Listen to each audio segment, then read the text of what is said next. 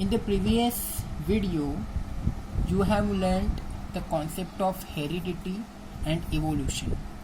In this video, we will learn transcription, translation and translocation. Before going further, I would recommend you to open up the 9th standard textbook and go through the concept of DNA and RNA. Otherwise, you won't be able to understand my explanation in this video. So, it is better you go and read the DNA and RNA part and then come back and watch this video. Now I assume you have learnt DNA and RNA from 9th standard textbook, and I start my explanation here. With the help of RNA, the genes present in the form of DNA participate in the functioning of the cell and thereby control the structure and functioning of the body. It simply means जो RNA है इनके help से DNA क्या करते हैं, DNA में जो genes present है वो क्या करते हैं, सेल का फंक्शनिंग कंट्रोल करते हैं. ठीक है. एंड देयर बाय इसके कारण क्या होता है, it controls the structure and functioning of the whole body. वो कैसे कंट्रोल करता है ये आपको आगे समझ में आएगा. Information about protein synthesis is stored in the DNA. ये बहुत इंपॉर्टेंट है. डीएनए में क्या स्टोर्ड है, इंफॉर्मेशन. किसके बारे में information, protein synthesis. Protein synthesis simply means protein का प्रोडक्शन. ठीक है. तो ये प्रोटीन का प्रोडक्शन हमारे बॉडी के लिए बहुत इंपॉर्टेंट है. इसके सिवाय बॉडी सर्वाइव कर नहीं सकती. ठीक है. तो ये जो इन्फॉर्मेशन है डीएनए में प्रेजेंट है. And synthesis of appropriate proteins as per requirement is necessary for the body.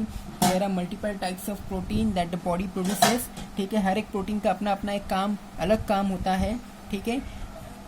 Each protein is important. It is not like एक प्रोटीन अगर प्रोड्यूस नहीं हुआ तो चल जाएगा. हर एक प्रोटीन प्रोड्यूस होना ज़रूरी है, बिकॉज वो हर एक अलग अलग टास्क को, फंक्शन को कंट्रोल करता है. These proteins are synthesised by DNA. ये प्रोटीन्स जो है वो कौन सिंथेसाइज करता है, सिंथेसाइज करना मीन्स प्रोड्यूस करना. डीएनए प्रोड्यूस करता है. फाइन. Through the RNA. ये स्टेटमेंट बहुत इंपॉर्टेंट है.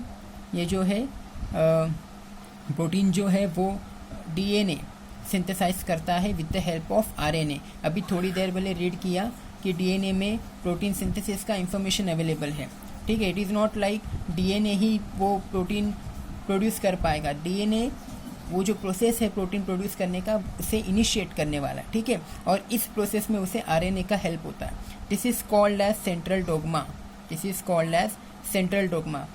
सपोज एग्जाम में क्वेश्चन आया, write a short note on central dogma और डिस्क्राइब सेंट्रल डोग्मा. तो आपको ये सारी चीज़ें यहाँ से लेके यहाँ तक लिखनी है. ठीक है. Information about protein synthesis is stored in the DNA and synthesis of appropriate protein as per requirement is necessary for the body, and then this proteins are synthesised by DNA through the RNA. This is called as central dogma.